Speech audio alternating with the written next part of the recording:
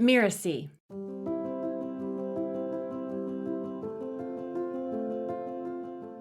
I often say there are 3 stories every coach and healer needs to have, every entrepreneur needs to have. One of the stories is the origin story or signature story. How did you get started to do what you do? Are you curious about the transformative power of storytelling in coaching? Imagine the impact of a personal story, not just on individuals, but as catalysts for transformative growth. Hold on to your coaching hats. We're not just going to be scratching the surface. We're going to dive deep into the essence of coaching's transformative power. I'm Melinda Cohen, and you're listening to Just Between Coaches. I run a business called The Coaches Console. We're proud to have helped tens of thousands of coaches create profitable and thriving businesses. This is a podcast where we answer burning questions that newer coaches would love to ask a more experienced coach. Today, we're going to dig into how to find the right mix between the powerful stories we tell, the power of story, and keeping things real in coaching. It's all about building connections that go way beyond just talking. It's about understanding on a deeper level. So stay tuned for an episode that might just rewrite the story of how you approach coaching.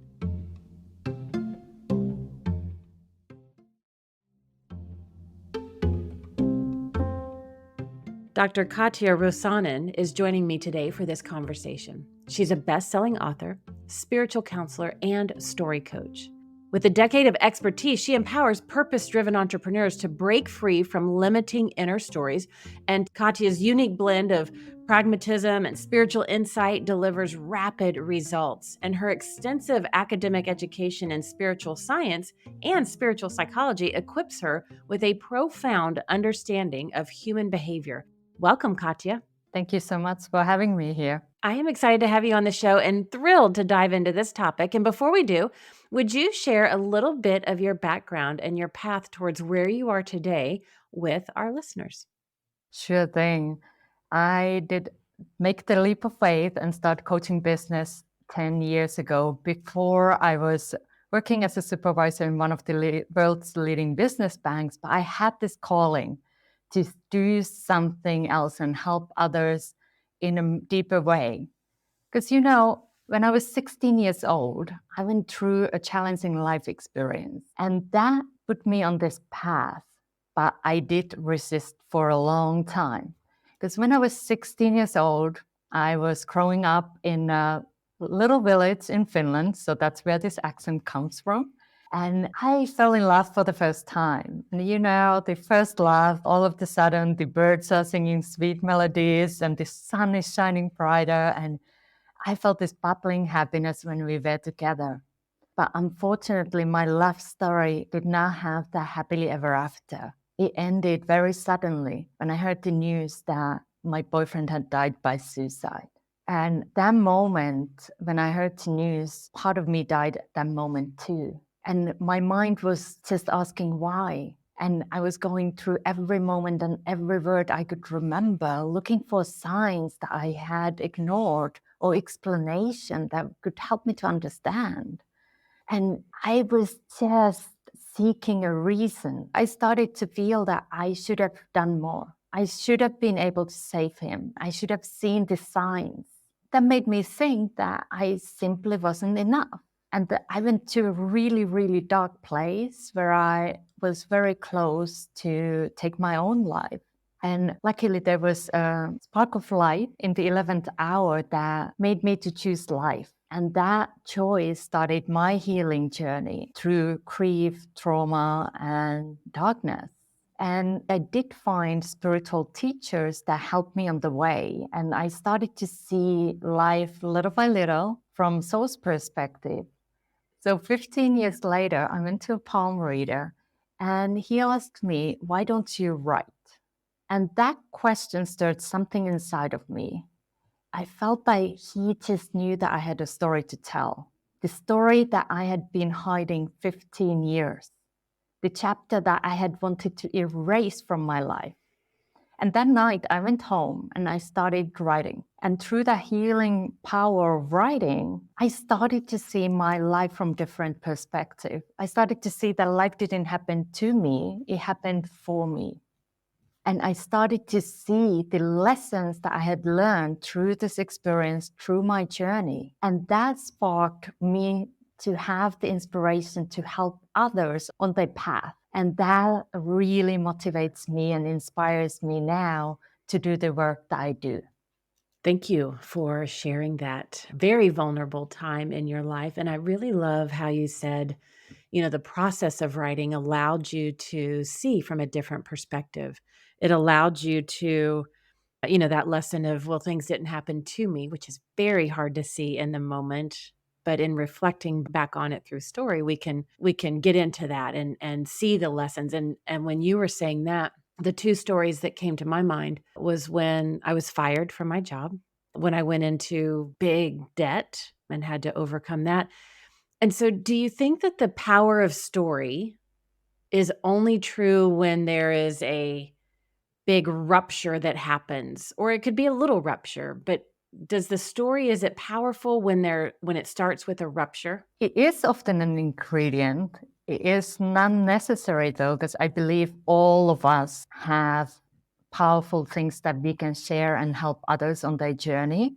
And yes, my life story is very dramatic. It's life and death. And you had as well the example you shared. It was a very painful moment. And this is often a story that we share, but I believe that even everyday moments, we can learn from them and we can share them and inspire others.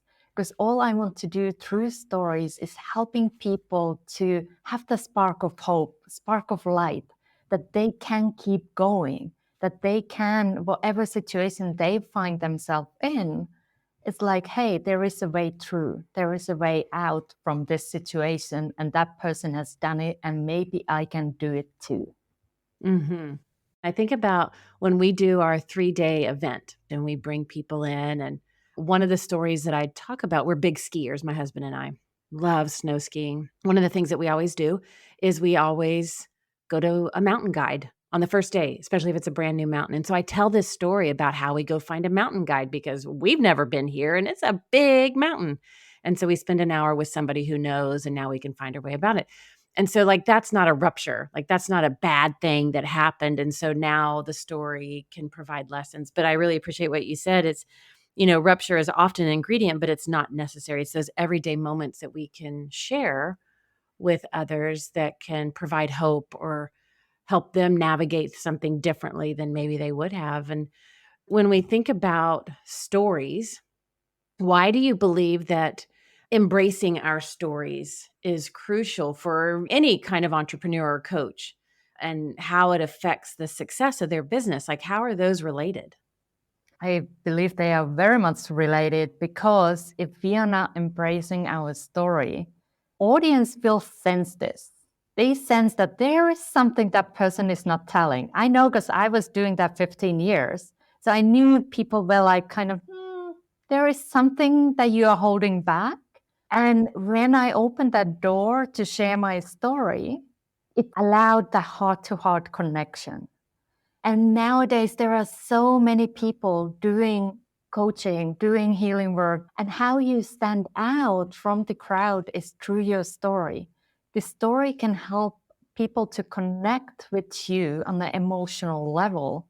The story gives them a why you would do what you do, the reason behind. And as a humans, we want to know that. I was just working with our group of students going through our program on our call yesterday. And one of them was talking about the lead magnet she's created and the content that she has in it and the course that she's put together. And we got into a conversation about, there's a lot of other people in her field teaching the same thing. And she's like, I feel like I always have to reinvent what I'm teaching to stand out. And we got into this interesting conversation. It's not about the content that helps you stand out. It's our uniqueness, how we show up, the way that we interact with others. And so I really love that you just said, your story is how you stand out. That is what makes you attractive to the people that will resonate with you, that you are meant to serve. So I appreciate that you landed that in there. Now, when it comes to sharing personal stories, it can be challenging.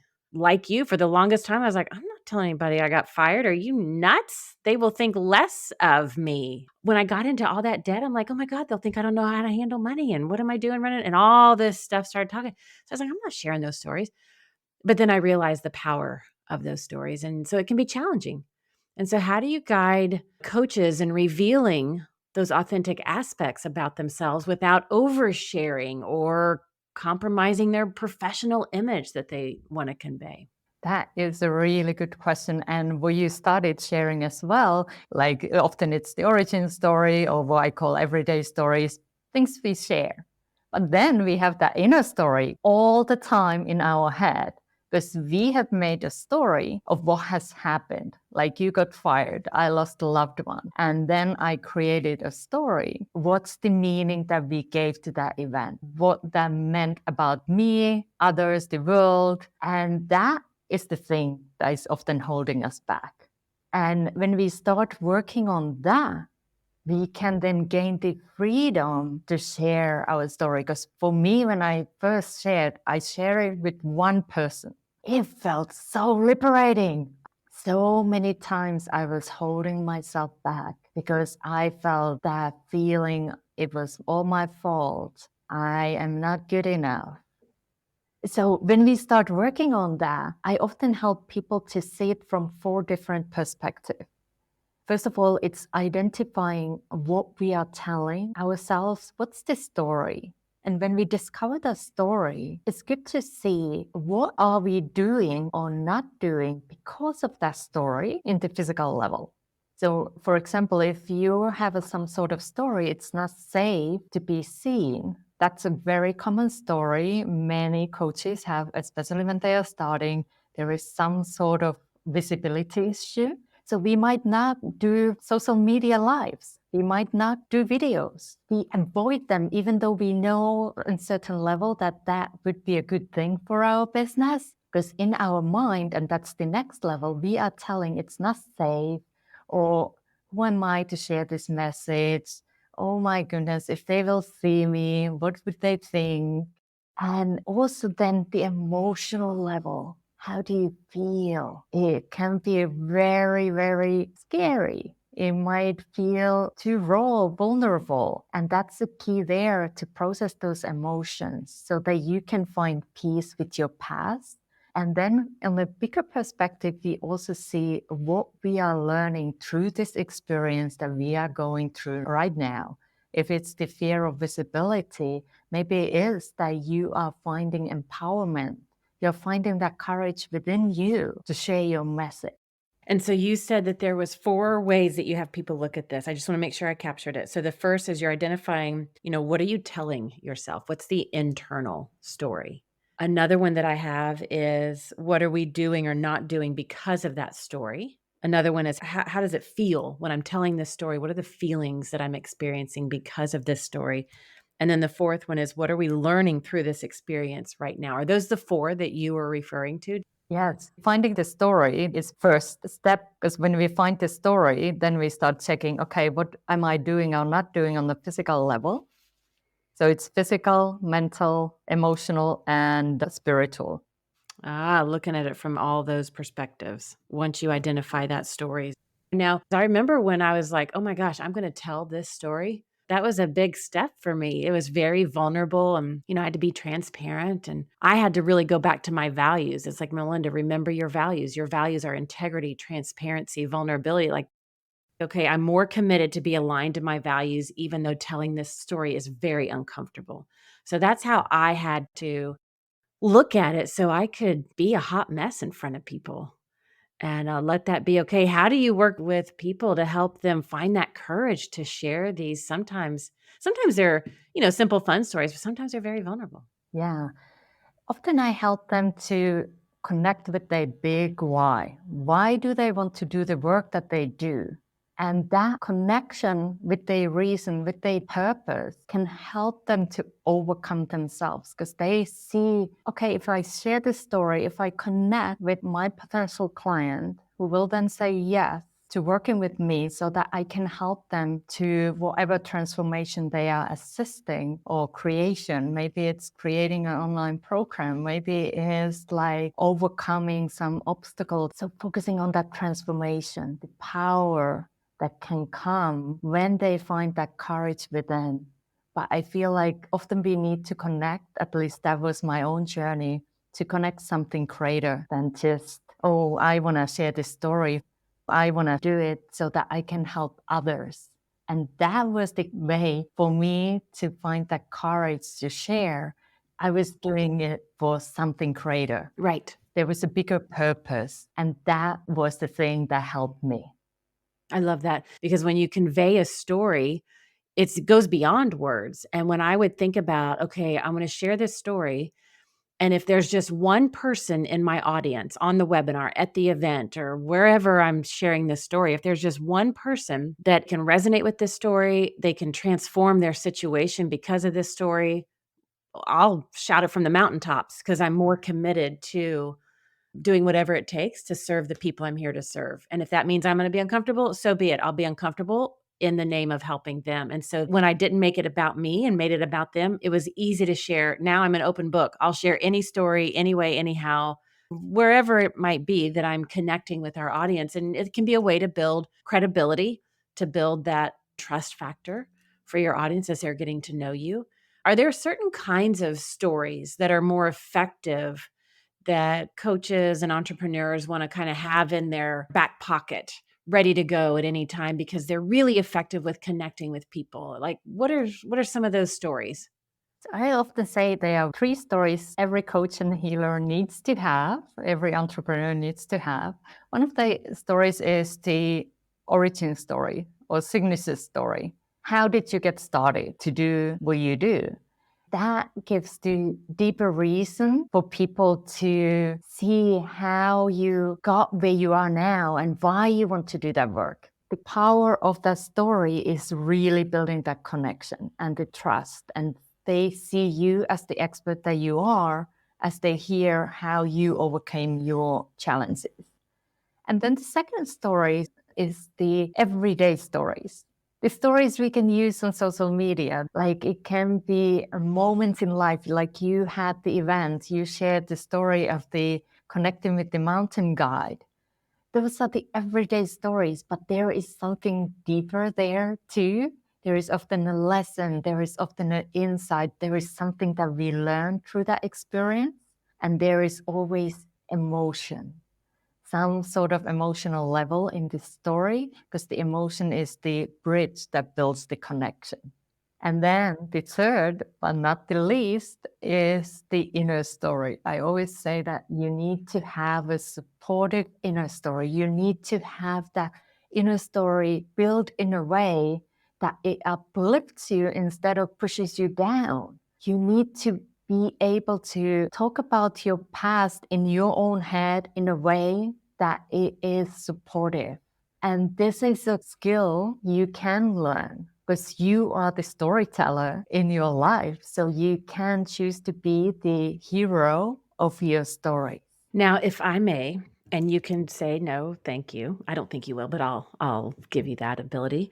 What's your inner story that you share with people?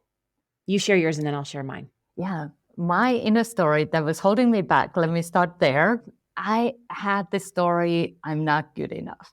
And especially when I started my coaching business, it really kicked in. Like I started to play comparison game. I started to see people around me and I started to compare, well, she's like this, she's like that. I have my accent. Oh my goodness, how can I ever make this work? I started going through my studies in spiritual psychology, spiritual science, and finding these tools. And I was like, okay, I better start shifting that story I'm telling within me, because it's not helping my life. It's not really bringing me any joy. So I decided to start rewriting it. And now it's more like I am doing the best I can every day. I'm fulfilling my purpose. I see myself as a messenger of light. And it started to shift, like I started to have more positive ways to see myself. and it was a process. I started updating and upgrading how I see myself and how I see my life. And I am choosing to see my life as a joyful experience. And yes, it has its ups and downs, but I can always choose to find the positive in life. It's easy to see the negative. It's easy to put yourself down. I think I have pretty much mastered that game. So now I'm practicing the other way and choosing to embrace that I am loving myself and I am loving my life. Wow, that is beautiful. I know for me, my inner story for the longest time was being a perfectionist. And that was my MO. And I used to never do anything unless I could look good doing it. And so, whether it was skiing on the mountain or in business, I did not venture into anywhere where I was like, nope, I will not look like I have this all together. I will not look like I know what I'm doing. So, I'm not going to do it. So, I had a very small little area to play in and just realized how it was holding me back and the opportunities that everybody else around me was taking advantage of. And I'm like, "Ugh, I want that." Right. And so it's just finally I hit what I call my enough is enough point. I'm like, I'm done. This doesn't serve me anymore. And I'm willing to get out of this. I still call myself a recovering perfectionist just to have a little playfulness with it. But I really learned there's a distinction between being a perfectionist and having high expectations. And I didn't want to let go of the high expectations. Like that was really motivating, inspiring, driving. It satisfied the high achiever in me, but it didn't tip over into that fear-based aspect of perfectionism where I would hold back and it was a way to play small. And so that's the inner story that I tell. And my inner story shifts like, you know, been in business for 20 years and while the perfectionism used to be the story at the beginning, now mine today is more of the not good enough, that comparison game. Like it's like, whew, I gotta really pay attention to that so it doesn't take control. But I love that there's a place where we can share our inner stories, especially with our audiences. And so it's just a really great opportunity for them to connect really quickly and establish that trust. Now, how do you help people identify stories beyond the three, those three type that you want everyone to have? When they need to have other stories, is there a way to easily tap into a story? The thing is, we often remember our highs and our lows. So, one exercise I often ask my clients to do is to do their lifeline. So, from the birth to the current moment, write down the moments you remember, like the big moments. Maybe it's your first day at school. Maybe it's a moment when you lost somebody. Maybe it's when you got fired. Maybe it's the moment when you got married. So writing those moments, and then you might check in like, okay, the work that I want to do, what's my offer? And who are my ideal clients? If there is something from my lifeline, these moments that could connect what my ideal client might be experiencing in emotional level, because the emotions are universal. The events are unique to you, but then the emotional connection can make them relate to others. They are like, oh, I get that moment. And another thing I ask people to do is to have a story journal. Often these moments happen, or we get the idea, oh, yes, I remember that moment when this and that happened. So write that down. Just make a couple of bullet points, and later on you can write about it more. But let's start collecting those stories in the moments of inspiration when they come in. So it can be a journal, it can be a thing on your phone the way you record these stories. I always knew that I would probably have my phone with me. So I would open up the notes app or the voice memo app and I'd either write the story or I'd just blurt it out right there and record it. Now, stories evolve and change, right? In 20 years I've been doing this business, those core stories, I still tell them today because they are still very relevant. And there's a lot of stories that I don't tell anymore because, well, it's not really relevant or I'm just tired of telling that story or whatever the reason is. How do you advise your clients and coaches to revisit and update their narratives over time? Because our businesses will take different turns. They'll evolve. Things will happen. How do you advise them to update their stories? I believe the alignment is the key, that you feel aligned energetically with the story that you are telling. You have told your story many times, but there are most likely people in the world have never heard that. So it's also checking, am I feeling that I need to change my story? But it's always checking the alignment with the offer, the way you want to lead people, how you want to help them, so that the story you are telling is in alignment with that offer. I love that.